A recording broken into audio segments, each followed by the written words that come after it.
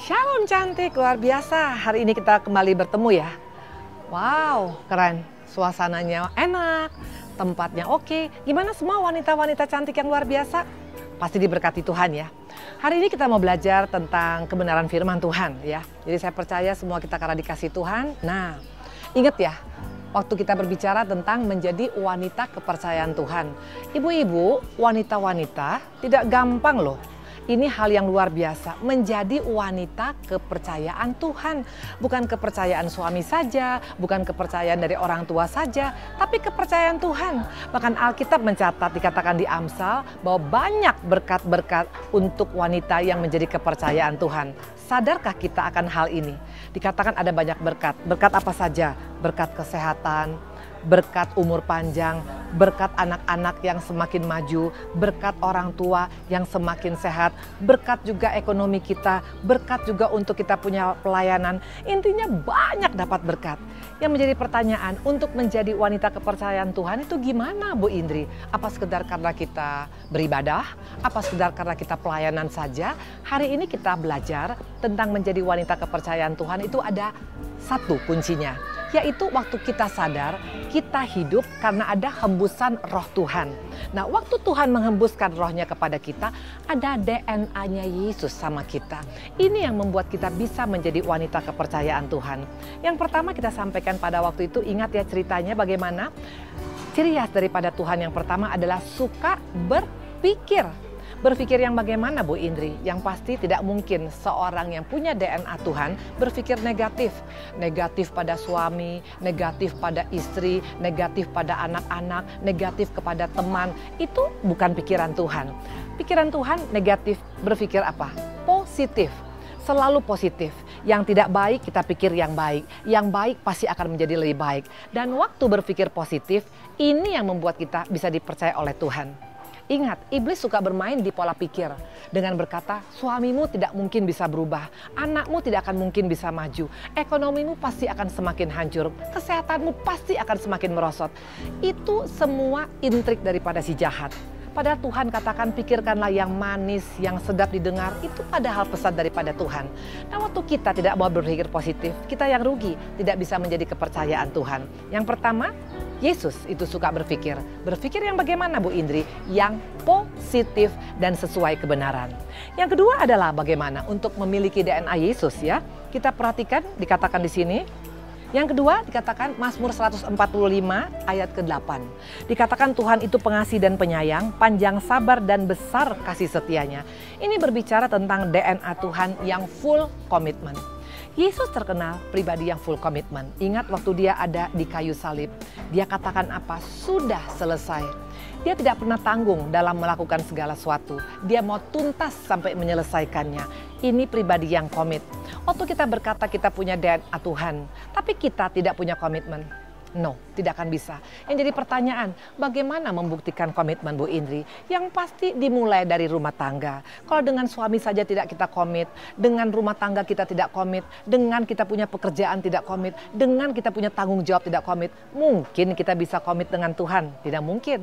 Makanya tidak heran Tuhan tidak bisa percayakan kita akan banyak hal. Karena Tuhan lihat, awalnya mungkin kita semangat bekerja, makin ke sana makin males, makin ke sana makin tidak mau bersungguh-sungguh. Itu bukan wanita yang komit.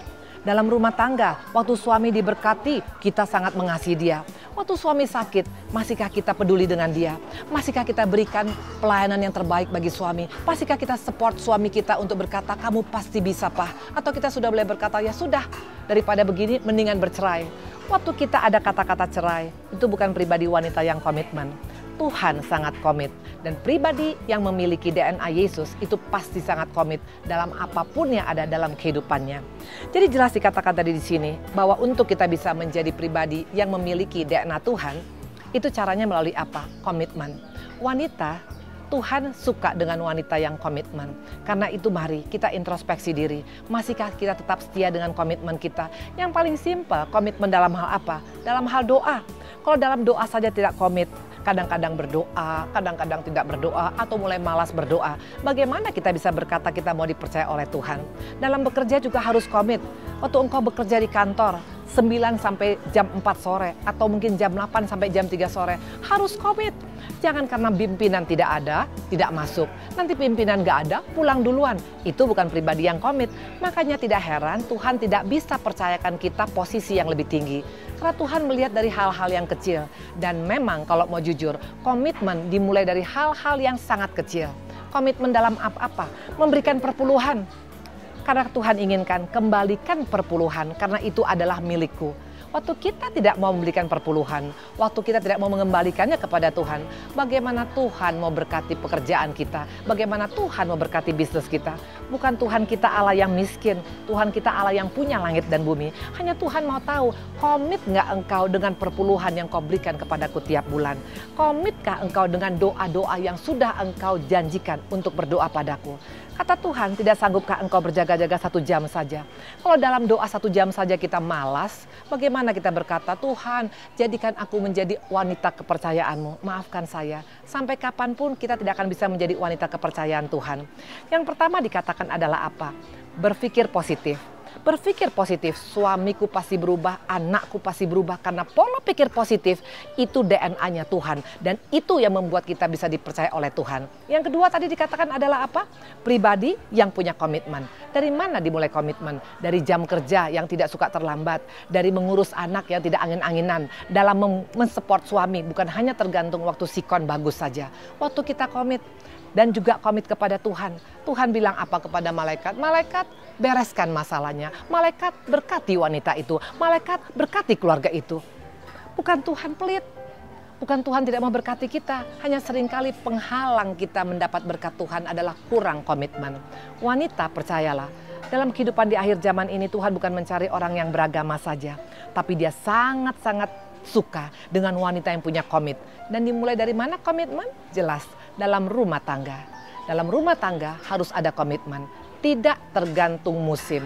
Tidak tergantung sikon. Bukan tergantung karena ekonomi baik, baru saya mau komit ikut Tuhan. Waktu ekonomi merosot, waktu kesehatan merosot, masihkah tetap berkata, Tuhanku luar biasa? Kita akan berdoa ya. Terima kasih Tuhan yang baik, kami mau belajar untuk memiliki komitmen. Karena kami tahu DNA Tuhan yang paling menonjol adalah menyelesaikan semua tanggung jawab yang diberikan oleh Bapa di surga. Untuk dilakukannya sampai dia mati di kayu salib. Kalau kami berkata mau jadi dipercaya oleh Tuhan, biarlah komitmen ini menjadi gaya hidup kami. Terima kasih Tuhan Yesus yang baik, haleluya, amin.